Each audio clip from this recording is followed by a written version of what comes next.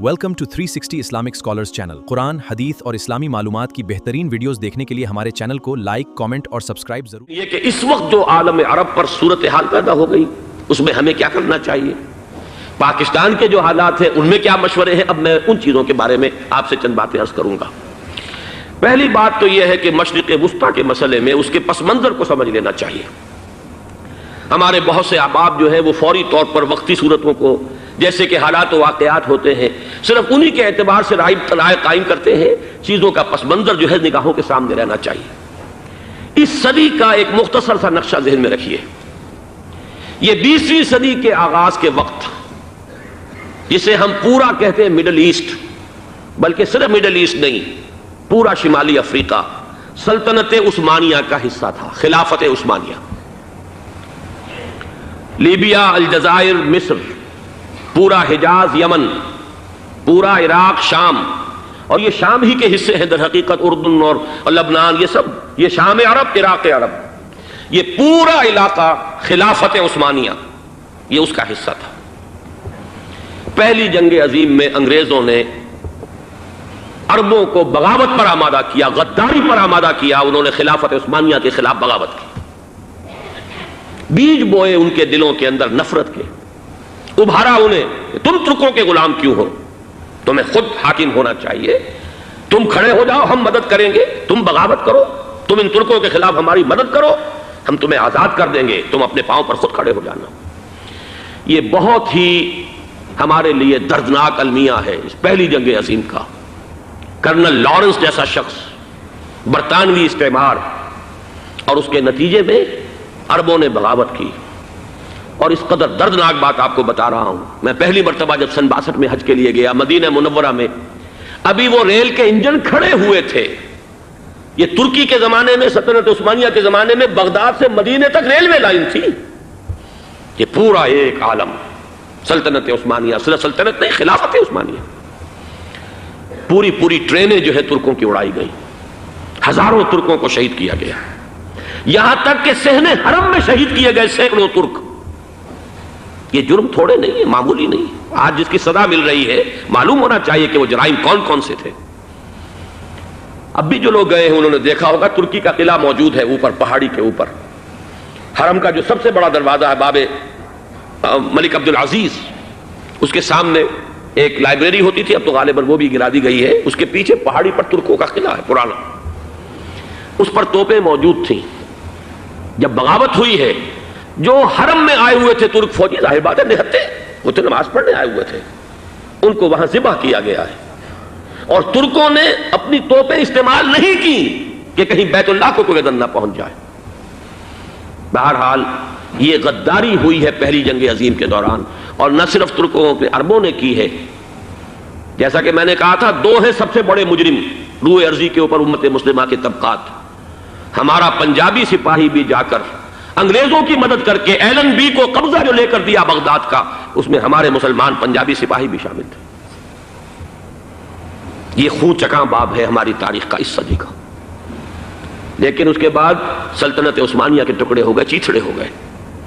ایک انگریز نے لکھا ہے یہ جملہ، ذہن میں بجھا ہوا جملہ، کہ تاریخ میں یہ بات ثبت ہو جائے گی کہ ایک انگریز نے اس سلطنت کے ٹکڑے کر دیے کہ جو عمر فاروق نے قائم کی تھی رضی اللہ تعالی عنہ۔ یہ پورا عالم، یہ تمام علاقہ کس نے فتح کیا تھا؟ یہ بات ہاتھ بدل گئے تھے، پھر ترک آ گئے، خلافت عثمانیوں کے پاس چلی گئی، لیکن یہ سلطنت تو حضرت عمر رضی اللہ تعالیٰ عنہ کے زمانے سے چلی آ رہی تھی۔ اس کو ایک انگریز کرنل نے، اور اس نے بغاوت میں آمادہ کر کے عربوں کو اور ترکوں کے پیٹھ میں چھرا گھپوا کر ان کے ذریعے سے اور ٹکڑے کر دیے۔ لیکن جب جنگ ختم ہوئی، اب انہوں نے کہا کہ اب ہمیں آزادی دیجیے، تو اب انہیں معلوم ہوا کہ غداروں کو دنیا میں کیا ملتا ہے، ٹکڑے کر دیے گئے۔ یہ حصہ عراق یہ انگریز کے پاس رہے گا، شام کا یہ علاقہ یہ فرانسیسیوں کے پاس رہے گا، مصر پر انگریزوں کا تسلط رہے گا، لیبیا اطالویوں کے پاس رہے گا، لے دے کر یہ جو علاقہ تھا حجاز، چونکہ وہاں کچھ تھا ہی نہیں، بوادن غیر ذی زرع، یہ عربوں کے پاس چھوڑ دیا گیا۔ اس وقت جو بادشاہ ہیں شاہ حسین اردن کے، ان کے دادا سب سے بڑے غدار وہی تھے، لہذا ان کو اس علاقے کی بادشاہت دے دی گئی۔ اس کے بعد نجد سے ایک تحریک اٹھی ہے، وہ سعودی جو خاندان ہے وہ نجد سے اٹھا ہے۔ نجد میں اس وقت کچھ بھی نہیں تھا، وہ تو صرف ریت کے تودے تھے اور کچھ بھی نہیں، لہذا ادھر کسی استعماری قوت کو دیکھنے کی ضرورت ہی نہیں تھی۔ وہ تو بعد میں تیل برآمد ہوا اور اس کی حیثیت ہو گئی، اور یہ امارات کا علاقہ جو ہے اس کی دنیا میں اب گویا کہ یوں سمجھیے کہ جو سب سے زیادہ اہم علاقے ہو سکتے ہیں روئے ارضی کے نقشے پر، ان میں سے ایک وہ ہو گیا۔ لیکن یہ اس وقت کی بات میں کر رہا ہوں، کوئی حیثیت نہیں تھی، لہذا اس کو چھوڑ دیا گیا۔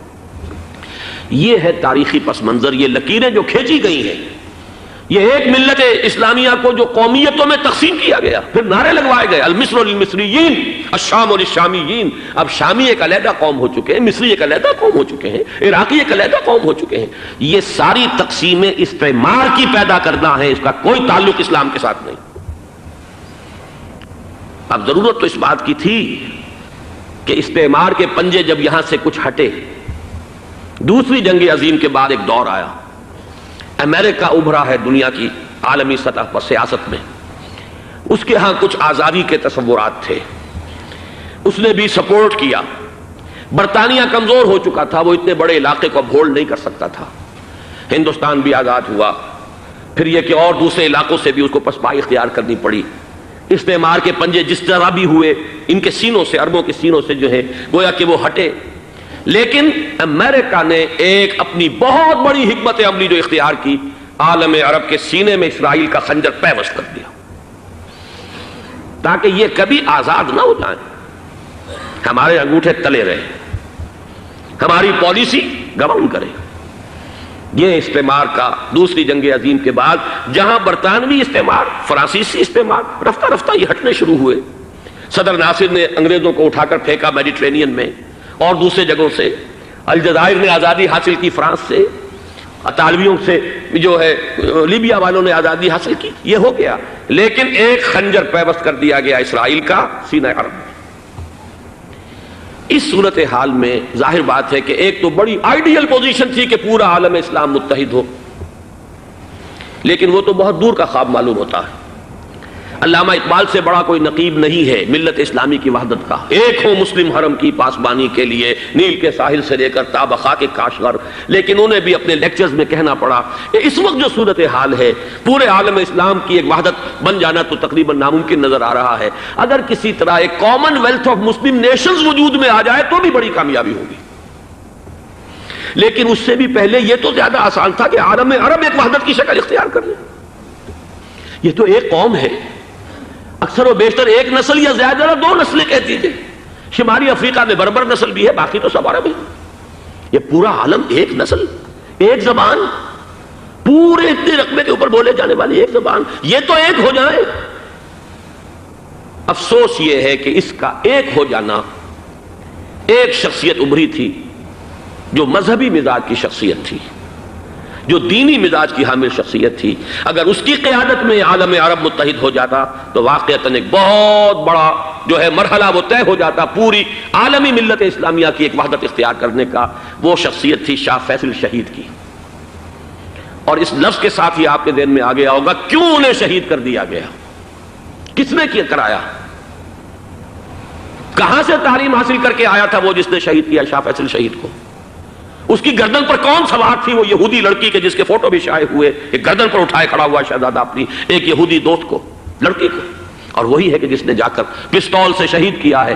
جان اچھی طرح جان لیجئے، جیسے بارہا میں نے عرض کیا ہے کہ حضرت عمر کو شہید کرنے والا کہنے کو ابو لولو فیروز تھا، لیکن اس کے پیچھے پورا ایرانی نسل پرستی کا جو پورا پس منظر ہے، اسے تو ہر شخص جس کی ذرا بھی نگاہ جو ہے جو صرف منظر کو نہ دیکھ رہی ہو، پس منظر کو بھی دیکھنے والی ہو، وہ تو جان لے گی کہ ابو لولو فیروز ایک فرد کا نام نہیں تھا، وہ ایران کا انتقام تھا عالم عرب سے۔ بالکل اسی طریقے سے یہ امریکی استعمار کا ہتھ کنڈا تھا، اسے محسوس ہوا۔ شاہ فیصل مذہبی مزاج کا شخص، یہ ابھر رہا ہے، اور یہ شاہ فیصل کی حکمت عملی کا ذرا آپ اندازہ کیجئے۔ لاہور میں سمٹ کانفرنس ہوئی، اس میں وہ آئے، سب سے ٹاورنگ پرسنالٹی پورے اس وقت عالم اسلام کے اندر شاہ فیصل کی تھی، اور وہ گویا کہ ایک بہت ہی جس کو کہا جائے کہ ایک بہت ایلڈرلی، ایک بزرگانہ ایک شخصیت جو ہے، اور انہوں نے اپنے دولت کے دروازے، عرب میں وہ مشہور تھے کہ نہایت خسیس اور بخیل انسان ہے، اس لیے کہ وہاں وہ خرچ کرتے تھے حساب کتاب کے ساتھ، لیکن ان کے خزانے کھلے ہوئے تھے عالم اسلام کے لیے، ادھر بھی مدد ہے، ادھر بھی مدد ہے، ادھر بھی کام ہو رہا ہے، ادھر بھی کام ہو رہا ہے۔ پھر انہوں نے تیل کا ہتھیار استعمال کر کے ایک دفعہ امریکہ کو دن میں تارے دکھا دیے تھے، لہذا ان کا ہٹایا جانا سین سے یہ امریکی استعمار کے لیے لازم تھا۔ اب لے دے کر رہ گئے کون؟ سیکولر مزاج کے لوگ۔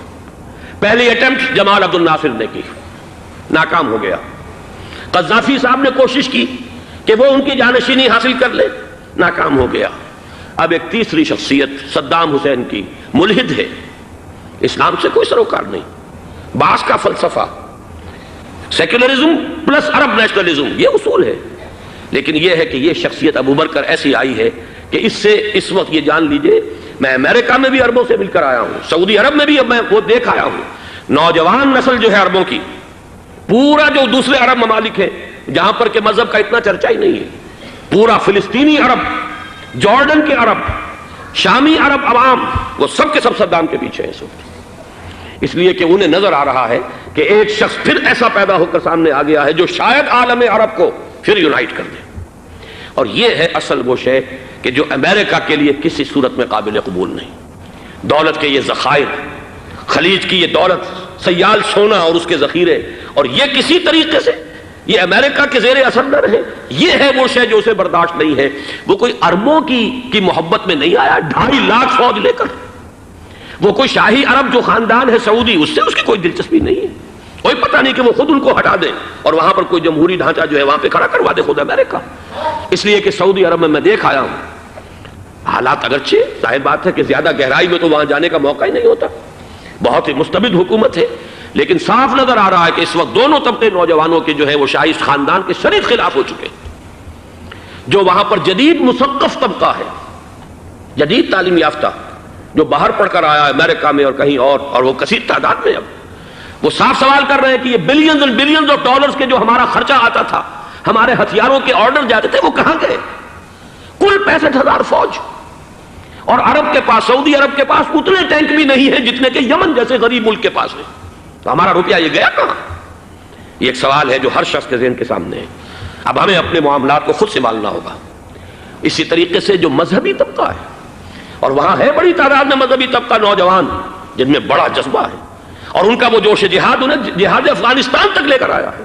سینکڑوں عرب نوجوان یہاں جو ہے شہید ہوئے، اپنے ملک میں تو انہیں بولنے کی بھی کوئی امکان نہیں ہے، لیکن یہاں وہ جذبہ جو اندر اندر پروان چڑھ رہا ہے، وہ جذبہ انہیں لایا ہے اور افغانستان کی سنگلاخ وادیوں کے اندر انہوں نے جام شہادت نوش کیا ہے۔ وہ طبقہ بھی شدید مخالف ہو چکا ہے کہ انہوں نے امریکیوں کو بلا کر، ان میں یہودی بھی ہیں، عیسائی تو ہے ہی ہے، یہودی ہیں، یہودی عورتیں ہیں، جو کچھ اب وہاں بے حیائی اور بے پردگی کے مناظر نظر آ رہے ہیں۔ یہ سرزمین عرب، میں نے امریکہ میں تقریر سنی ہے، اسنا کے جو فائنل ان کا ایک سیشن تھا، اسلامک سوسائٹی آف نارتھ امریکہ، جس میں میں مدعو کیا گیا تھا، اور اسی لیے میں نے یہ سفر کیا تھا۔ ایک نوجوان نے جو تقریر وہاں پر کی ہے، واقعہ یہ ہے کہ میں حیران رہ گیا اس کی جرأت کا۔ اس نے کہا کہ حضور نے فرمایا تھا کہ جزیرہ نما عرب میں 2 دین جمع نہیں ہو سکتے، اور آج شاہی خاندان کی صرف اپنی حکومت کو بچانے کے لیے امریکیوں کو اتنی بڑی تعداد میں بلا لیا گیا ہے، جن میں موبائل چرچ بھی ہیں، موبائل سینیگوگز ہیں، یہودی مرد اور عورتیں جو ہے دندناتے پھر رہے ہیں آج عرب کی سرزمین پر۔ لہذا جو مذہبی طبقہ ہے وہ اس پر شدید رد عمل جو ہے اس کے اندر پایا جاتا ہے۔ یہ حالات ہیں جو میں آپ کے سامنے چاہتا تھا کہ رکھ دوں۔ یہ وہ شامت اعمال ہے۔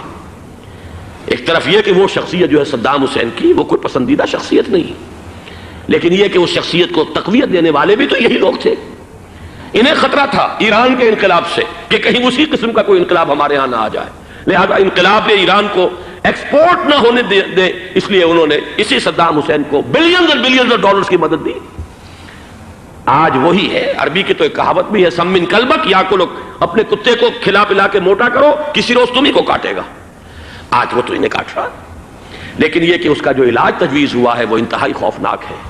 2.5 لاکھ امریکی وہ استعمار کے پنجے جو بمشکل عالم عرب کے سینے سے جو گڑے ہوئے تھے اس استعمار نے، مشکل ہٹے تھے کہ ایک دم اب وہاں پر خبریں آ رہی ہیں، فرانسیسی بھی آ رہے ہیں، برطانوی بھی آ رہے ہیں، کہاں کہاں سے فوجیں آ رہی ہیں، اور وہاں پر 2.5 لاکھ تو صرف امریکن آرمی کا، اس میں تقریباً 1.5 لاکھ تو پہنچ چکی، اور جو بھی ہوگا وہاں پر جیسا کہ میں نے عرض کیا ہے اس قدر خوفناک سین ہے۔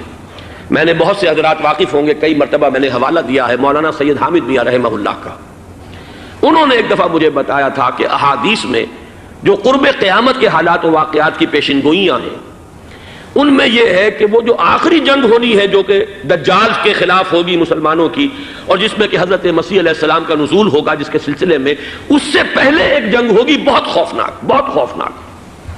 اور عجیب الفاظ ان کے یہ تھے کہ اس میں ایک طرف مسلمان اور عیسائی اور یہودی تینوں ہوں گے۔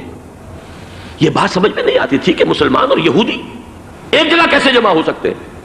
آج وہ نقشہ نظر آ گیا ہے۔ آج اسرائیل، امریکہ، سعودی عرب اب یہ ایک ہیں، بلکہ چلتے آئیے مصر، اسرائیل، سعودی عرب اور جو بھی ان کے حواری ہیں وہ سب ایک صف میں کھڑے ہیں، اور ان کے اوپر سیادت کس کی ہے؟ امریکہ کی۔ وہ نقشہ آ گیا ہے۔ اور اس جنگ کے سلسلے میں مولانا حامد میاں رحمہ اللہ نے مجھے بتایا تھا کہ حدیث میں الفاظ آئے ہیں، اتنے لوگ ہلاک ہوں گے، اتنے لوگ ہلاک ہوں گے، اتنے لوگ ہلاک ہوں گے کہ ایک پرندہ سینکڑوں میل تک اڑتا ہوا چلا جائے گا اور اسے سوائے لاشوں کے اور کچھ نظر نہیں آئے۔ یہ نقشہ خاکم بدہن تلا ہوا ہے، کھڑا ہوا ہے۔ جو بھی ہوگا کیمیاوی جنگ، کیمیاوی وارفیئر، کیمیکل وارفیئر اور پھر ایٹمک وارفیئر، جس کی کھلی دھمکیاں دی جا چکی ہیں۔ کبھی کوریا کے بارے میں اندیشہ تھا کہ یہ درندے خدا کی دھرتی کو، کوریا کی غریب بستی کو ناگاساکی بنا کے چھوڑیں گے، ہیروشیما بنا کے چھوڑیں گے۔ آج وہ صورتحال جو ہے عالم عرب پر، heart of the Arab land, اس پر یہ صورتحال بالکل تلی کھڑی ہے۔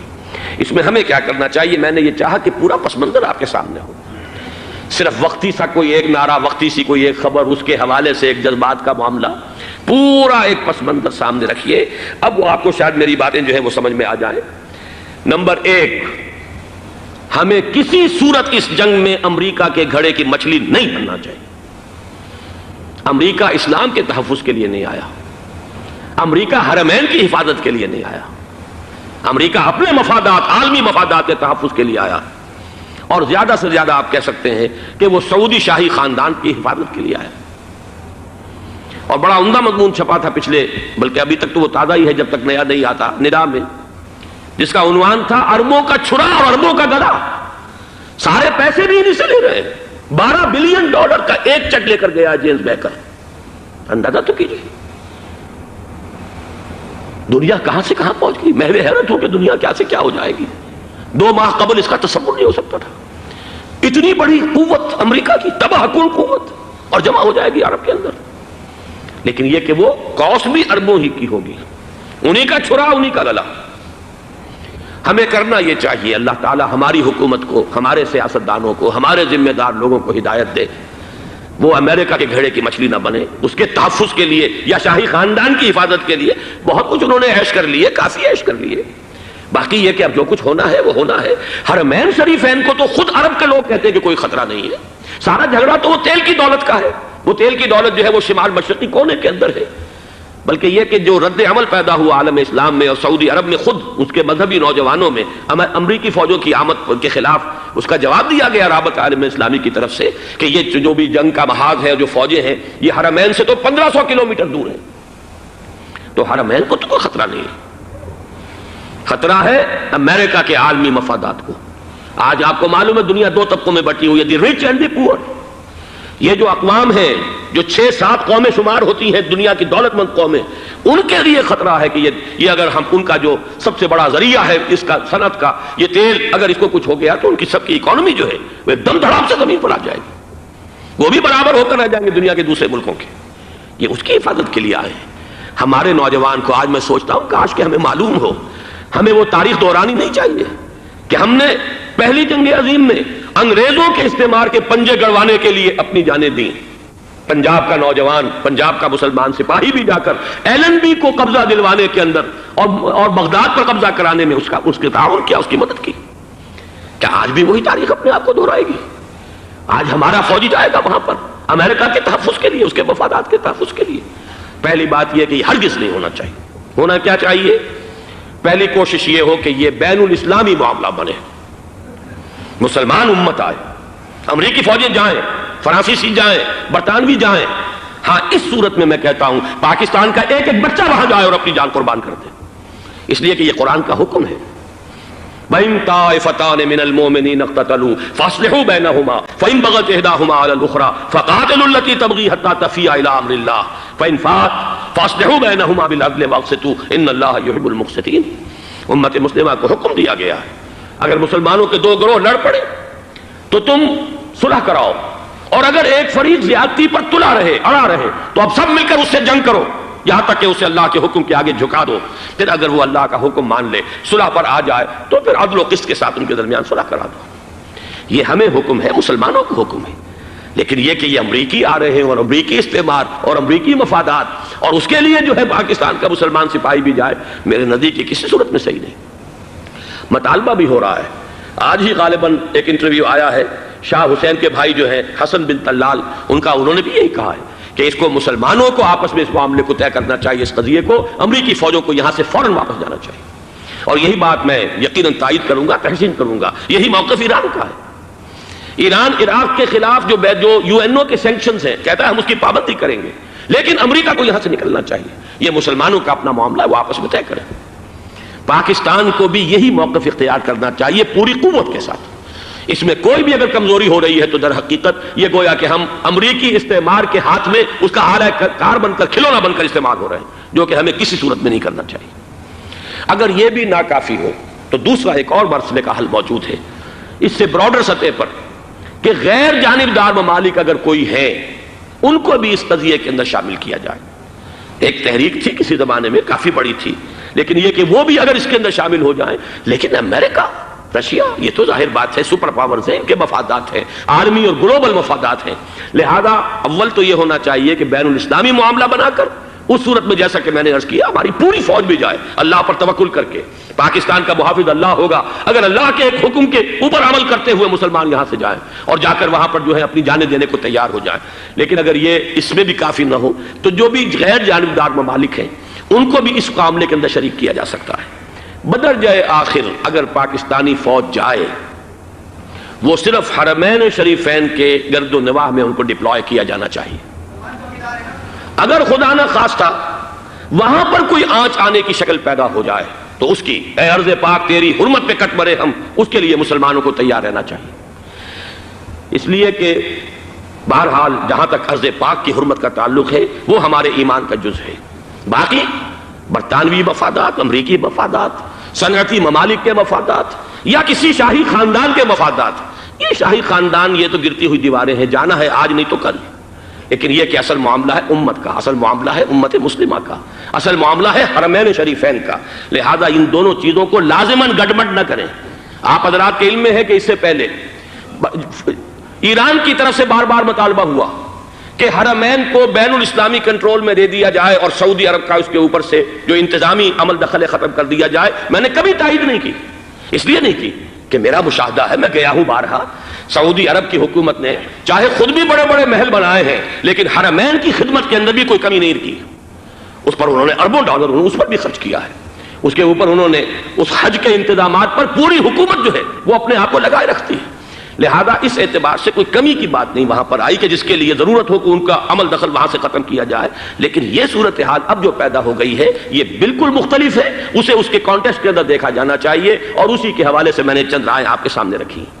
اب آئیے پاکستان کی طرف جو ہمارا اصل مسئلہ ہے، اس کے تو ہم سب سے بڑے ذمہ دار ہیں. اس کی بھلائی ہے تو، برائی ہے تو، اس میں خیر آتا ہے تو وہ بھی ہماری کوشش اس کے لیے ضروری ہے، اور کوئی شر پیدا ہوتا ہے تو اس کی ذمہ داری بھی ہم پر آئے گی. اس کے ضمن میں چند باتیں عرض کر رہا ہوں. شدید ترین خطرہ ہے جیسا کہ میں عرض کر چکا ہوں کہ بھارت حملہ کرے گا. مجھے تو تقریباً یہ رائٹنگ آن دی وال کے مانند ایک فیصلہ نظر آ رہا ہے، بلکہ آج میں کسی سے کہہ رہا تھا کہ اگر اب نہیں تو پھر کبھی بھارت حملہ نہیں کر سکتا.